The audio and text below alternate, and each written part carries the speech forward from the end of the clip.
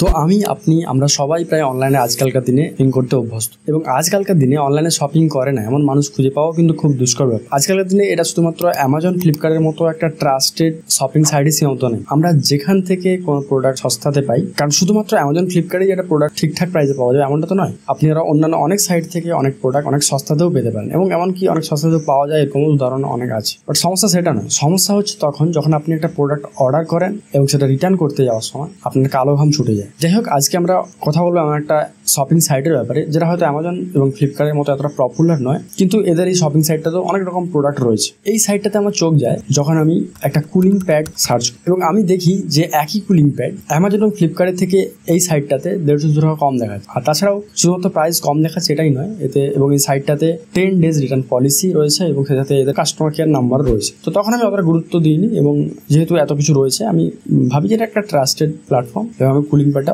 যথাতে order করি এবং রীতিমতো আমার অর্ডার করা 6 থেকে 7 দিনের পর আমার কাছে প্রোডাক্ট এসে পৌঁছায় এবং জিনিসটি পৌঁছানোর পর আমি যখন প্রোডাক্টটা খুলে দেখি তখন এতে কিন্তু যে প্রোডাক্টটা রয়েছে এবং আমি যে প্রোডাক্ট অর্ডার করেছি দুটো প্রোডাক্টের মধ্যে কিন্তু অনেক পার্থক্য রয়েছে। অর্থাৎ আমি অর্ডার করেছিলাম ল্যাব কেয়ারের একটা কুলিং প্যাড এবং আমার কাছে এসছে জেব্রনিক্স একটা প্রোডাক্ট এবং জেব্রনিক্সের যে প্রোডাক্টটা এসছে এই প্রোডাক্টের দামও কিন্তু তুলনাভাবে অনেকটাই কম। আমি যদি নর্মালি অ্যামাজনে এই প্রোডাক্ট অর্ডার করতাম সেক্ষেত্রে অ্যামাজন বা ফ্লিপকার্টের মতো জায়গা, সেক্ষেত্রে আমার কাছে থেকে একটু বেশি পড়তো, কিন্তু খুব একটা বেশি পড়তো না। এবং আমি যে প্রোডাক্টটা দেখে অর্ডার করেছি সেই প্রোডাক্টটা কিন্তু এর থেকে অনেক দামি প্রোডাক্ট এবং 150-200 টাকা দাম বেশি। তো যেহেতু আমার কাছে একটা অন্যরকম প্রোডাক্ট এসেছে এবং আমি অর্ডার করেছি একটা প্রোডাক্ট, আমি রীতিমতো এদের যে কাস্টমার কেয়ার নাম্বার আছে এর সঙ্গে কন্ট্যাক্ট করার চেষ্টা করি এবং কাস্টমার কেয়ারের প্রথম দিন ফোন করার সময় আমার একটু রাত্রি হয়ে গেছে, তো ওদিন ওদের এই নাম্বারটাতে ফোন লাগছিল না। যাই হোক, ওদের সাইডে ওখানে লেখাও ছিল যে সকাল 8টা থেকে রাত্রি 8টা অব্দি অ্যাভেলেবল রয়েছে নাম্বারটা। তো আমি ভেবেছি কোনো কারণে হয়তো ওদের কোনো কাস্টমার সাপোর্টার কেউ হয়তো প্রেজেন্ট নেই বা হয়তো ডিউটি আওয়ার্স নয়, এই জন্য। তো রীতিমতো আমি পরের দিন আবার ফোন লাগাই নাম্বারটাতে এবং ফোন লাগানোর সময় সেই একই সমস্যা, মানে ফোন লাগছিল নাম্বারটাতে। তখন আমি বুঝে যাই যে কোনো একটা সমস্যা রয়েছে সাইড। যাই হোক, আমি ওখানে যে মেল আইডি দেওয়া রয়েছে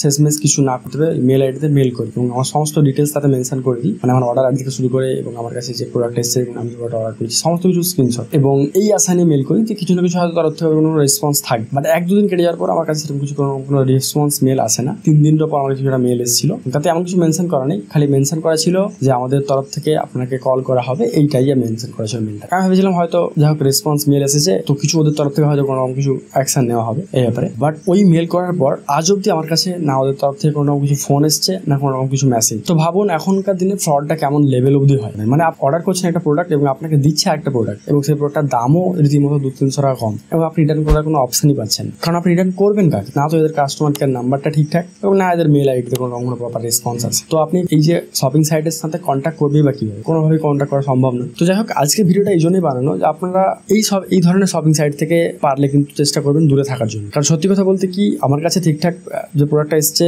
কিছু করার নেই, রীতিমতো আমাকে প্রোডাক্টটা ব্যবহার করতেই হবে এবং প্রোডাক্ট এসছে কন্ডিশন তুলনাভাবে ভালো বলে খুব একটা সমস্যা নেই। আর যদি এমন কোনো প্রোডাক্ট দিয়ে দিত যেটা ড্যামেজ প্রোডাক্ট হয়তো চলেই না, তো আমি প্রোডাক্টটা নিয়ে কি করবো? সেক্ষেত্রে আমার যে টাকাটা আমি ইনভেস্ট করেছিলাম তুলনাভাবে কিছুটা কম দামে জিনিস পাওয়ার আশায় সে তো পুরো পয়সাটাই আমার জলে যেত। বাট এই জন্য আমার কাছে একটা জিনিস আপনাদের সবাইকে বলার, ট্রাস্টেড কোনো সাইট ছাড়া এবং ট্রাস্টেড ব্যাপারটা আবার পাবলিকলি হলে ব্যাপারটা আলাদা। কারণ আপনি দেখতে পাবেন যে অনেক সাইটের ক্ষেত্রে অনেক প্রোডাক্টের রিভিউ দেখায়, বাট ওদের রিভিউটা কি হয় ম্যাক্সিমাম সাইটের ক্ষেত্রেই, সেটা ফ্লিপকার্ট এমন ক্ষেত্রে প্রযোজ্য অবশ্যই, ম্যাক্সিমাম সাইটের ক্ষেত্রে আপনি দেখতে পাবেন যে মানে ওদের রিভিউটার কন্ট্রোলটা ম্যাক্সিমাম ক্ষেত্রে ওদের হাতেই থাকে। তো যদি খুব ছোট কোনো সাইট হয় না, সেখানে শপিং সাইট হয় না, সেক্ষেত্রে ওরা নিজেদের স্ট্যান্ডার্ডটা বজায় রাখতে পারে না এবং ম্যাক্সিমাম ক্ষেত্রে দেখা যায় যে ওই যে রিভিউগুলো থাকে প্রোডাক্টের সেটা ম্যাক্সিমাম কেসেই ফেক রিভিউ। তো এই জন্য আপনাদেরকে বলার এবং যে কোনো প্রোডাক্ট আজকের দিনে অনলাইনে অর্ডার করার আগে সবসময় 100 বার ভেবে চিন্তে অর্ডার করবেন এবং পারলে এই সাইটটা থেকে দূরে থাকার চেষ্টা করবেন। যতই সস্তায় দিক এদের প্রোডাক্ট আমার মনে হয় যে না নেওয়াই ভালো, কারণ আপনি অর্ডার করবেন একটা প্রোডাক্ট এবং আপনাকে যে কোনো প্রোডাক্ট পাঠিয়ে দিতে পারে যেটা হয়তো আপনার ভবিষ্যতে কাজে নাও লাগতে পারে।